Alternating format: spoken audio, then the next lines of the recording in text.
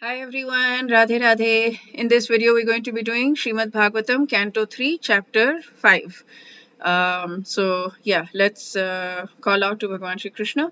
I'm going to do the faster version of the Om Namo Bhagavate Vasudevaya. So, Om Namo Bhagavate Vasudevaya. Om Namo Bhagavate Vasudevaya. Om Namo Bhagavate Vasudevaya. Dear Bhagwan Shri Krishna, thank you so much for giving us this opportunity to read the Srimad Bhagavatam, listen to the Srimad Bhagavatam. It is absolutely incredible. The more I'm listening to it, I'm listening to some lectures on Srimad Bhagavatam, and we have to have earned so much sukriti to even know about Srimad Bhagavatam. I didn't know. Nobody knows outside of the Krishna consciousness world even what Srimad Bhagavatam is. We've all heard about Bhagavad Gita from childhood. I mean, those who have been in India at least. So first of all, we're so lucky that I am so lucky that I was born in India, and I was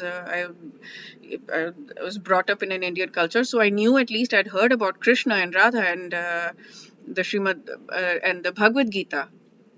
And then on top of that, I'm so lucky that now I know about Srimad Bhagavatam and I'm actually reading it. I'm motivated to read it. I'm excited to read it.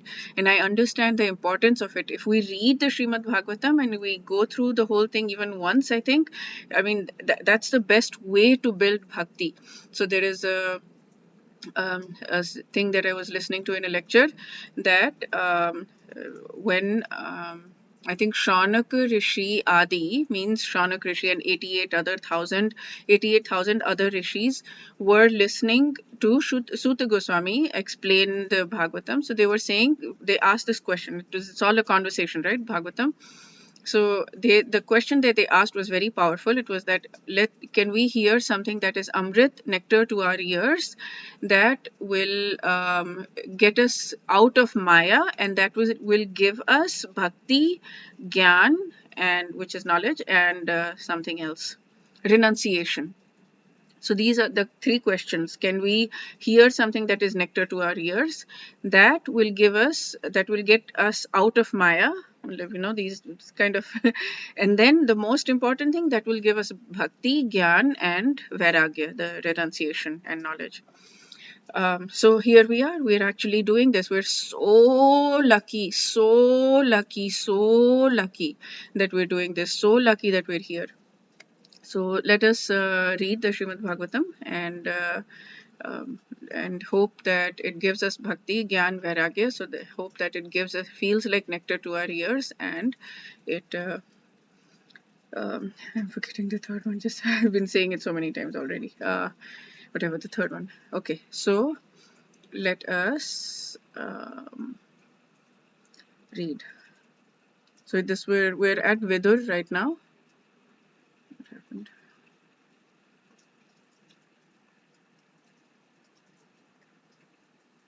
Okay. Vidur had spoken to Uddhav, which is so nice that Vidur and Uddhav met. And now Uddhav redirected Vidur to Maitreya Muni or Rishi. I'm not sure what. So now we're going to have that conversation. Listen, read about Vidur's talks with Maitreya, chapter 5. Text 1. Shukdev Goswami said, Vidur, the best amongst Kuru dynasty, who was perfect in devotional service to the Lord, thus reached the source of celestial Ganga river, Haridwar. Oh, I've been to the Ganga river in Haridwar.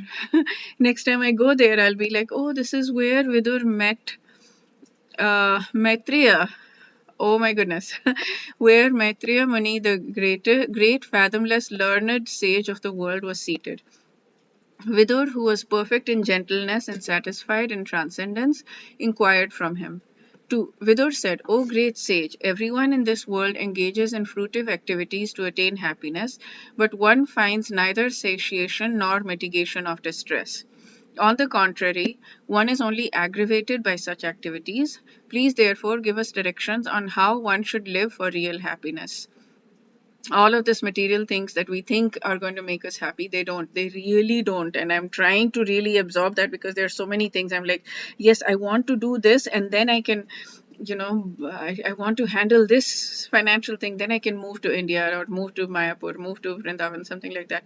All of that, but day to day, what we're doing right now matters. I mean, the only thing that matters at the end of the day is chanting. Not, I mean, all of this stuff as well, reading Srimad Bhagavatam, but the most important thing that we can do is day to day what we're doing for bhakti, and then we can do all of these other things, because all of these other things are supporting things, and Krishna will always take care of us. But to be at that faith, that to be at that faith level, Rakshishyati iti vishwaso, Goptritve Varanam Tatha. This is a Chaitanya Charitamrita. My goodness, I'm forgetting the verse. What? 2200, I believe. Yeah, amazing. 3. O my Lord, great philanthropic souls travel on earth on behalf of Bhagwan to show compassion to the fallen souls who are averse to the sense of subordination to the Lord. So amazing sages travel all over the world to give us great sages and kind people travel on behalf of Bhagwan to show compassion to people like us who are averse to the sense of subordination to the Lord. 4. Therefore, O great sage, please give me instruction on the transcendental devotional service of the Lord, so that he who is situated in the heart of everyone can be pleased to impart from within knowledge of the absolute truth in terms of ancient Vedic principles delivered only to those who are purified by the process of devotional service. Please give me instruction on the transcendental devotional service. Okay, so that he is situated within the heart of everyone, which is Paramatma, can be pleased to impart from within the knowledge of the absolute truth. So it is Paramatma from within. So that is the, I think, is it 15:15? Sarvasya chaham hridi sannivishto matta smritirjnanamohanam cha. Sarvasya chaham hridi sannivishto. Seated within the hriday, within the heart. Sarvasya chaham, everything I am seated within the hearts of everyone. And mattah spritir, from me comes spriti, memory, gyan, knowledge, apohanam, forgetfulness. All of this comes from within, from me. This is Bhagavad Gita, I think. I don't know, 17:15 maybe. I really need to revise. I've forgotten. It's been 3 months since I've been doing the memorization of the verses, so I've forgotten the details. Okay. So yeah, please give me instruction on devotional service so that Paramatma will be pleased to impart knowledge from within. 5. O great sage, kindly narrate how Bhagwan, who is independent, desireless, Lord of the three worlds and the controller of all energies, accepts incarnations and creates the cosmic manifestation with perfectly arranged regulative principles for its maintenance. How does Bhagwan create all of this? 6. He lies down on his own heart, spread in the form of the sky, thus spacing the whole creation in that space. He expands himself into many living entities which are manifested as different species of life. He does not have to endeavor for his maintenance because he is the master of all mystic powers and the proprietor of everything. He is thus distinct from the living entities. 7. You may narrate also about the auspicious characteristics of the Lord in his different incarnations for the welfare of the twice born. Does twice born means Brahmanas, I'm guessing, who have been initiated?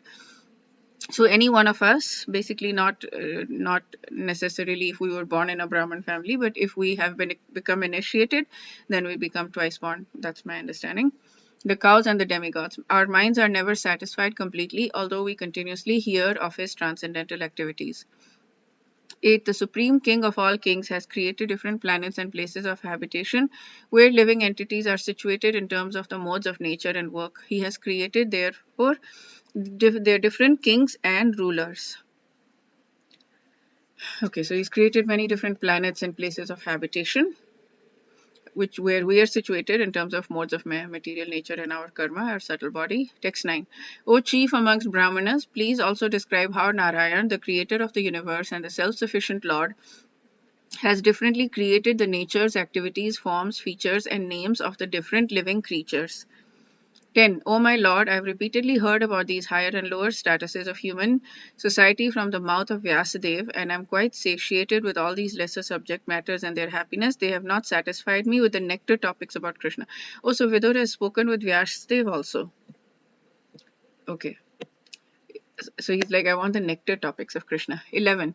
Who in human society can be satisfied without hearing sufficient talk of the Lord, whose lotus feet are the sum total of all places of pilgrimage, and who is worshipped by great sages and devotees? Such topics can cut off one's bondage to family affection simply by entering the holes of one's ears. They can cut off one's bondage to family affection. So if you want to listen to Bhagavatam, be careful because you might lose the affection of family affection. Ouch. 12. Your friend, the great sage Krishna Dvaipayana Vyas has already described the transcendental qualities of the Lord in his great work, the Mahabharata. But the whole idea is to draw the attention of the mass of people to Krishna Katha, Bhagavad Gita, through their strong affinity for hearing mundane topics. So in the Mahabharata, we want to,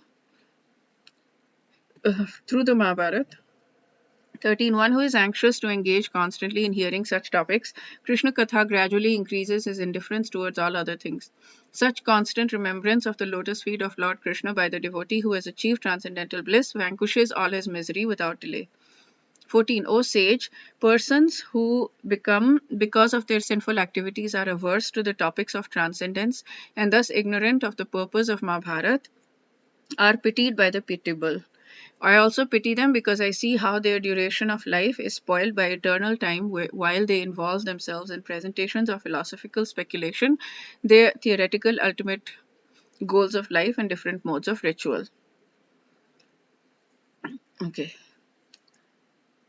So the purpose of Mahabharata is Bhagavad Gita, and those who are sinful will not understand topics of transcendence.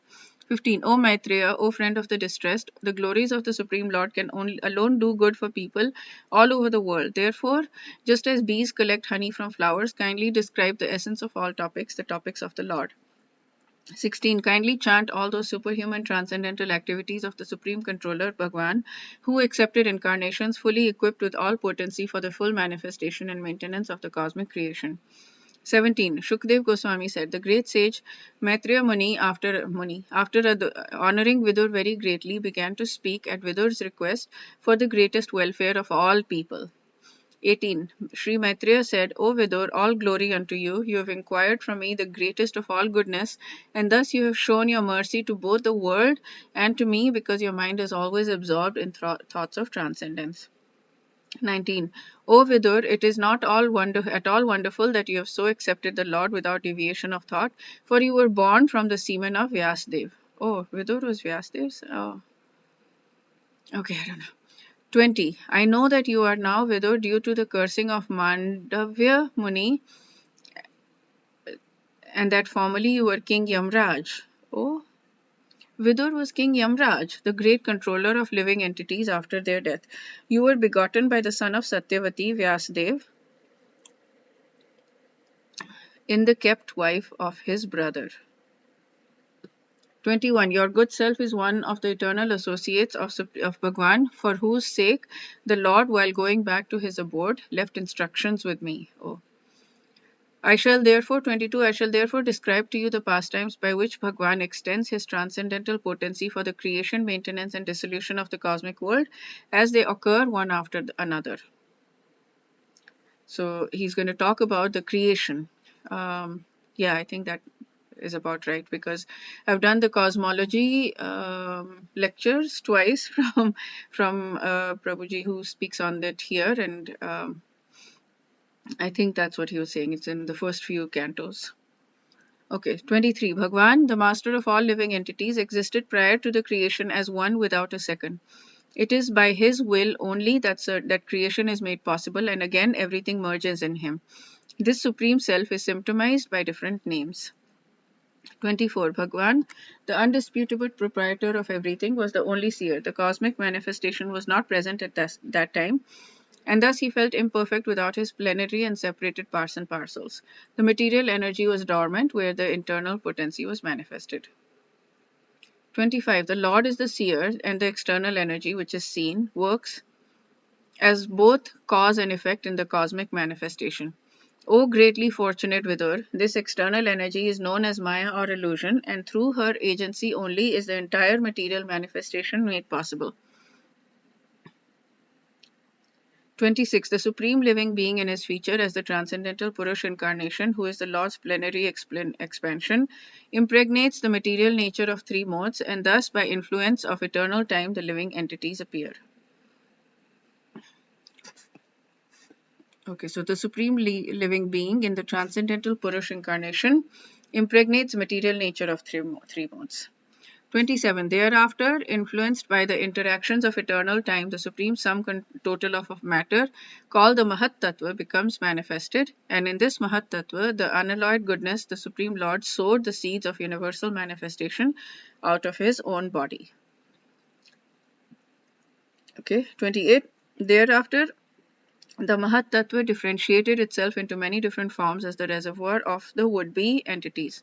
The Mahat Tattva is chiefly the mode of ignorance, and it generates the false ego. It is a plenary expansion of Bhagwan with full consciousness of creative principles and time for fructification. Mahat Tattva, or the great causal truth, transforms into false ego, which is manifested in three phases: cause, effect, and doer. All such activities are on the mental plane and are based on the material elements, gross senses, and mental speculation. The false ego is represented in three modes: goodness, passion, and ignorance. 30. The false ego is transformed into the mind by interaction with the modes of goodness. Oh, the false ego becomes the mind by interacting with mode of goodness. All demigods who control the phenomenal world are also products of the same principle, namely the interaction of false ego and the mode of goodness. All demigods also. 31. The senses are certainly products of the mode of passion in false ego, and therefore philosophical, speculative knowledge and fruitive activities are predominantly products of the mode of passion. Senses are products of the mode of passion in false ego. So the mind is the product of mode of goodness, senses are product of mode of passion in the false ego. So false ego with the mode of goodness is mind, false ego with mode of passion is senses. Therefore, philosophical, speculative knowledge and fruitive activities. Oh. 32. The sky is a product of the sound, and sound is the transformation of egoistic ignorance. In other words, the sky is the symbolic representation of the Supreme Soul. 33. Thereafter, Bhagwan glanced over the sky, partly mixed with eternal time and external energy, thus developed the touch sensation. Okay, so ignorance is sound. Okay. Ego and ignorance, ego and mode of ignorance creates sound. And sky is product of sound. Therefore, Bhagwan glanced over the sky, partly mixed with eternal time and external energy, thus developed the touch sensation from which the air in the sky was produced. 34. Thereafter, extremely powerful air interacting with the sky generated the form of sense perception, and the perception of form transformed into electricity, the light to see the world. 35. When electricity was surcharged in the air and was glanced over by the Supreme, at that time, by a mixture of eternal time and external energy, there occurred the creation of water and taste. 36. Thereafter, the water produced from electricity was glanced over by Bhagwan and mixed with eternal time and external energy. Thus, it was transformed into the earth, which is qualified primarily by smell. 37. O gentle one, of all physical elements, beginning from sky down to earth, all inferior and superior qualities are due only to the final touch of the glance of Bhagwan. 38. The controlling deities of all, there are how many? 33 million or something deities. So, like everything that we do, we want to raise our hands, there's a deity for that. There's like so many deities that are controlling everything that we're doing, the air and all of that. The controlling deities of all of the above mentioned physical elements are empowered expansions of Lord Vishnu. They are embodied by eternal time under external energy, and they are his parts and parcels. Because they were entrusted with different functions of universal duties and were unable to perform them, they offered fascinating prayers to the Lord as follows. 39. The demigod said, O Lord, your lotus-like feet are an umbrella for the surrendered souls, protecting them from the miseries of material existence. All the sages under that shelter throw off material miseries. We therefore offer our respectful obeisances under your lotus feet. 40. O Father, O Lord, O Bhagwan, the living entities in this material world can never have any happiness because they are overwhelmed by the three kinds of miseries. Therefore, they take shelter of the shade of your lotus feet, which are full of knowledge, and we also thus take shelter of them. 41. The lotus feet of the Lord are by themselves the shelter of all places of pilgrimage. The great clear-minded sages, carried by the wings of the Vedas, always search after the nest of your lotus-like face. Some of them surrender to your lotus feet at every step by taking shelter of the best of the rivers, Ganga, which can deliver one from all sinful reactions. 42. Simply by hearing about your lotus feet with eagerness and devotion, and by meditating upon them within the heart, one at once becomes enlightened with knowledge, and on the strength of detachment, one becomes pacified. We must therefore take shelter of the sanctuary of your lotus feet. 43. O Lord, you assume incarnations for the creation, maintenance, and dissolution of cosmic manifestation, and therefore we all take shelter of your feet, because they are always award remembrance and courage to your devotees. So you assume incarnations for all of this thing, and therefore we take shelter of you. 44. O Lord, persons who are entangled by undesirable eagerness for the temporary body and kinsmen, if we're wanting this body, who are bound by the thoughts of mine and I, are unable to see your lotus feet, although your lotus feet are situated within their own bodies. But let us take shelter of your lotus feet.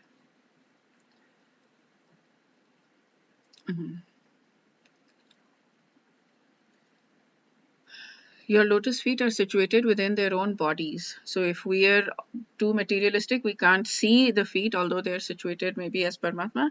Let us take shelter of your lotus feet. 45. O great Supreme Lord, offensive persons whose internal vision has been too affected by external materialistic activities cannot see your lotus feet, but they are seen by your pure devotees, whose one and only aim is to transcendently enjoy your activities. Offensive people, materialistic people cannot see your feet, but your devotees can. When will that day come? 46. O Lord, persons who, because of their serious attitude, attain the state of enlightenment, enlighten devotional service to achieve the complete meaning of renunciation and knowledge, and attain Vaikuntha Lok in the spiritual sky simply by drinking the nectar of your topics.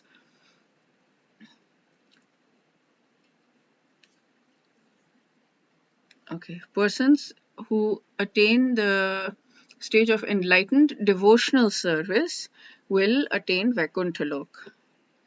So he's not talked about, he said devotional service, enlightened bhakti, but there he's talking about Vaikuntha Lok, not Golok Vrindavan. 47. Others who are pacified by means of transcendental self-realization have conquered over the modes of nature by dint of strong knowledge and power, also enter into you, but for them there is much pain, whereas the devotee simply discharges devotional service and thus feels no such pain. Others were pacified by means of self-realization, have conquered over modes of. 48. O original person, we are therefore but yours only, although we are your creatures. We are born one after another under the influence of three modes of nature. We're born, of course, at the moment. This is 7:27. Ichha dvesha samuthena dvandva mohena bharata sarvabhutani samoham sarge yanti parantapa. The moment we are born, we go into illusion, influenced by modes of nature. 49. O unborn one, please enlighten us regarding the ways. Please enlighten us regarding the ways and means by which we can offer you all enjoyable grains and commodities, so that both we and all other living entities in this world can maintain ourselves without disturbance, and easily accumulate the necessities of life for both you and for ourselves. So please help us. Oh, this is so important. Please enlighten us. Please help us regarding the ways and means by which we can offer you everything, so that we and all other living beings can maintain without disturbance without getting sucked into this Maya, without getting this, oh, please, please, please help us do that.